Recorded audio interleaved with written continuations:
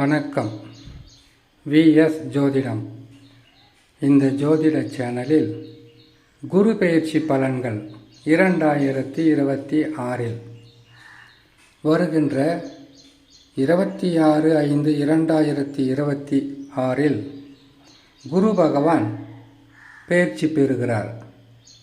வக்ரகதியில் இருந்த குரு பகவான் பெயர்ச்சி பெற்று எந்தெந்த ராசிகளுக்கு கஷ்டங்களை கொடுத்தாரோ, நஷ்டங்களை கொடுத்தாரோ, துன்பங்களை கொடுத்தாரோ, வருமான குறைவால் பல வகையான பாதகங்களை கொடுத்தாரோ, அந்த ராசிகளுக்கு குரு பகவான் அதிர்ஷ்டங்களையும் யோகங்களையும் தன லாபங்களையும் திடீர் பணச்சேர்க்கையும் செய்யும் தொழிலில் வளர்ச்சியும் வெற்றியும் நன்மையும் தரக்கூடிய ஸ்தானத்திற்கு அமரப்போகிறார். முதலில் குரு பகவான் வக்ர நிவர்த்தி என்றால் என்னன்னு தெரிஞ்சுக்குங்க. குரு பகவான் ஒரு ராசியில் இருக்கும்போது அந்த ராசிக்கு 5ஆம் இடத்தில் சூரிய பகவான், குரு பகவான் இருக்கும் ராசிக்கு 5ஆம் ராசியில் சூரிய பகவான் சஞ்சாரம் செய்யும் போது குரு பகவான் வக்ரம் பெறுவார். இதே குரு பகவானுக்கு 9ஆம் ராசியில் சூரிய பகவான் சஞ்சாரம் செய்யும் போது வக்ர நிவர்த்தி பெறுவார். உங்களுக்கு ஒரு சந்தேகம் இருக்கும், ஒரு வருஷத்துக்கு எத்தனை முறை தான் இந்த குரு பகவான் பெயர்ச்சி பெறுவார், வக்ரம் பெறுவார், அதிசாரம் பெறுவார் என்றால் இது ஜோதிட ரகசியம். ஜோதிட ரகசியத்தில் சூரியன், சந்திரன், ராகு, கேதுக்களை தவிர்த்து மற்ற கிரகங்கள் அனைத்துமே வக்ரம் பெறும். ஒரு அதிசயம் என்பது குரு பகவானுக்கு மட்டும்தான் வக்ரம் பெறுவதும், அதற்கு பிறகு அதிசாரம் என்று சொல்லக்கூடிய அதிவேகமாக ஒரு ராசியிலிருந்து இன்னொரு ராசிக்கு பயிற்சி பெறுவதும். புரிஞ்சிருக்கும் நினைக்கிறேன். ஒரு சிலருக்கு என்ன தோணுன்னு கேட்டிங்கனாக்கா, சீக்கிரமாக என்ன நடக்க போகுதுன்னு சொல்லுங்கள். மனசு படபடன்னு இருக்குது. துன்பங்கள் தொலையுமா, கஷ்டங்கள் விலகுமா, இருக்கிற பொருளாதார இழப்பிலிருந்து நல்ல நிலையில் வர முடியுமா என்கின்ற கேள்வி நிறைய இருக்கும். ஒரு ராசியில் குரு பகவான் சஞ்சாரம் செய்வது என்பது ஓராண்டு எப்பொழுதுமே நடக்காது. இதை நீங்கள் உணரணுன்றதுக்காகத்தான் இவ்வளவு பொறுமையாக சொல்கிறேன். இப்போ கடகராசியில் இருக்கிறார் என்றால் அதில் வக்ரம் பெற்றால் மிதுன ராசிக்கு செல்வார். இப்பொழுது நடந்தது போல 5 மாதங்கள் கழித்து வக்ர நிவர்த்தி பெற்றால் வக்ர நிவர்த்தி பெற்று மீண்டும் கடகராசிக்கு வருவார். இப்பொழுது கடகராசியில் இருந்து அடுத்தது சிம்ம ராசிக்கு பயிற்சி பெறுவார். சிம்ம ராசியில் இருக்கும்போது அவருக்கு 5ஆம் ராசியில் சூரிய பகவான் சஞ்சாரம் செய்யும் போது கடகராசிக்கு செல்வார். என்னங்க இது, அவர் இங்கே அங்கே மாறிக்கிட்டு இருந்தால் ஒரு நிரந்தர பலன் எப்போ தான் கிடைக்குன்னு கேட்டிங்கனாக்கா, மனிதனுடைய வாழ்க்கையில் எல்லாமே ஒரே நிலையில் செல்வது என்பது அவ்வளவு எளிதில் கிடையாது. இதற்கு கிரகங்களும் ஒரு முன் உதாரணம். சரி, எந்தெந்த ராசிகளுக்கு குரு பகவான் கஷ்டங்களை விலக்கி, நஷ்டங்களை போக்கி, துன்பங்களை துடைத்து, யோகங்களையும் அதிர்ஷ்டங்களையும் நன்மைகளையும் சந்தோஷமும் தரப்போகிறார் என்பதை பார்த்து விடலாம். முதலில் மிதுன ராசி. மிதுன ராசியான உங்களுக்கு குரு பகவான் ஜென்மத்தில் வக்ரம் பெற்றிருந்தார். ஜென்ம ராசி என்பது மிதுன ராசி. இப்பொழுது வக்ர நிவர்த்தி பெற்று ராசிக்கு 2இல் அமரப்போகிறார். இனிமேல் பொருளாதார உயர்வு அதிகமாக இருக்கும். கேட்ட இடங்களில் காசு பணம் கிடைக்கும்.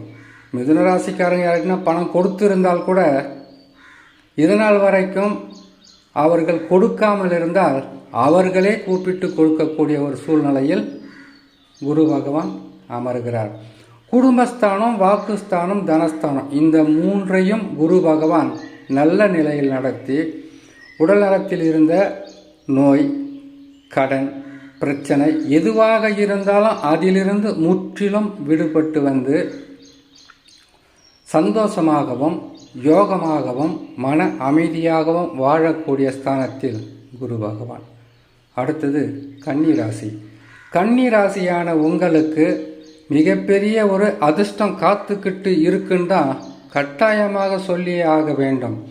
ஏனென்றால் குரு பகவான் என்பவர் ராசிக்கு 11 அமர்ந்துவிட்டால் கனவிலும் நினைத்திடாத அளவிற்கு நன்மைகளை செய்ய வேண்டும். இந்த காலகட்டத்தில் தசாவே சரியில்லாமல் போனாலும் அதிர்ஷ்டம் என்பது உங்களை தேடி வரும். யோக காலங்கள் ஆரம்பமாகும்.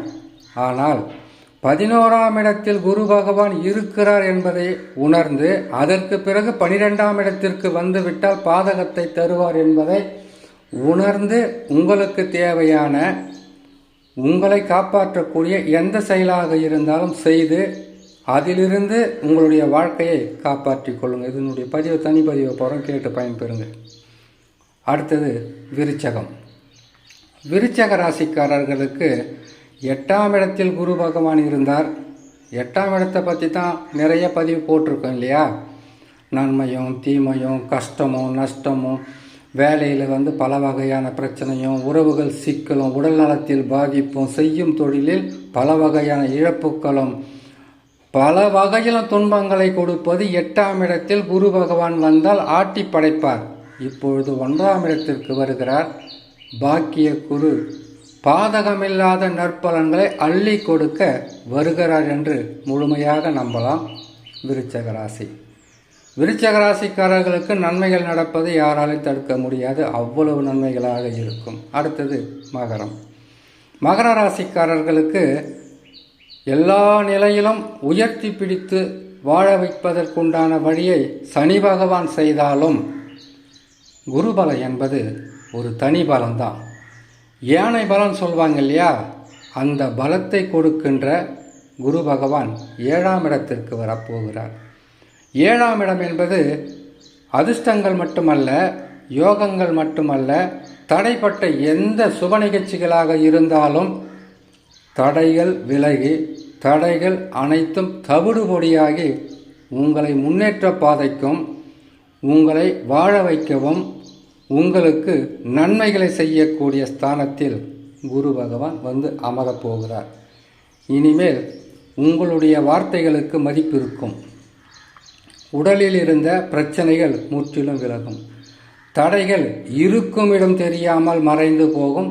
நன்மைகள் என்பது அளவுக்கு அதிகமாகவே கிடைத்து சந்தோஷமாக வாழக்கூடிய காலகட்டத்தில் திருமணம் செய்கிறது தாராளமாக செய்யலாம்.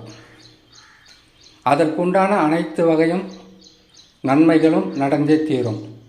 வீடு கட்டுவது, கட்டிய வீட்டை பாதியிலே நிறுத்தியிருந்தால் எந்த தடையாக இருந்தாலும் முற்றிலும் விலகும். இதன் தனிப்பதிவே இன்னும் சனி பகவான் இருக்கிறாரு, மற்ற கிரகங்கள்லாம் இருக்குது, அதனுடைய பலன்கள் எப்படி என்றதை தனிப்பதிவை போடுறோம், கேட்டு பயன்பெறுங்க. அடுத்தது மீனராசி.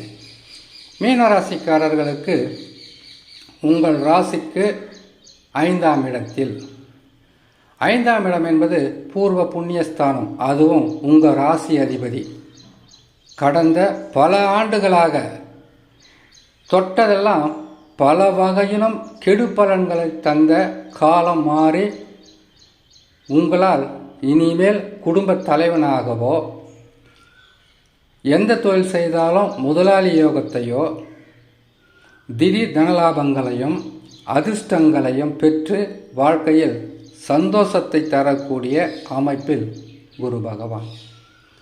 குரு பகவானை பொறுத்தவரையில் உங்களுக்கு கடந்த சில ஆண்டுகளாக பல வகையிலும் துன்பங்களை தந்து வந்தார். அப்போ 7 சனியில் வரலையே அந்த தொல்லையெல்லாம் கேட்டிங்கனாக்கா, சனி பகவான் கெட்ட இடத்தில் இருக்கும்போது குரு பகவானும் உங்களுக்கு பாதகத்தை செய்யக்கூடிய ஸ்தானத்திற்கு வந்துவிட்டால் குடும்பம் என்பது பல வகையிலும் உங்களுக்கு துன்பத்தை தந்திருக்கும். உறவுகள் பகையாக மாறியிருக்கும். நம்பிக்கையானவர்களே நம்பிக்கை துரோகங்களை செய்திருப்பார்கள். இல்லை, இதற்கு முன்னால் உங்களுக்கு கெடுதல்களை செய்து கொண்டு மறைமுகமாக இருந்திருந்தால் அவர்களுடைய செயல்களை நீங்கள் கண்டறிந்து அவர்களை விட்டு விலகக்கூடிய காலகட்டமாக இருக்கும். இல்லை விலகி அவர்களிடத்திலிருந்து உங்களுக்கு பல வகையான பிரச்சனைகளிலிருந்து காப்பாற்றக்கூடிய ஸ்தானத்தில் தான் குரு பகவான் இருந்தார். இனிமேல் உங்களுடைய வார்த்தைக்கும் உங்களுடைய செயல்களுக்கும் உங்களுடைய கனவுகளையும் நினைவாக்கக்கூடிய ஆற்றல் மிக்க குரு பகவான் வழியை காட்டுவார். 5 ராசிக்காரர்களுக்கு மிக சிறப்பான பலன்களை தரக்கூடிய ஸ்தானத்தில் குரு பகவான் வரப்போகிறார். இனி உங்களுக்கு அதிர்ஷ்டமான நேரமே ஆரம்பமாகும் என்று சொல்லி இன்னொரு நல்ல பதிவிலும் உங்களை நான் சந்திக்கிறேன். நன்றி, வணக்கம்.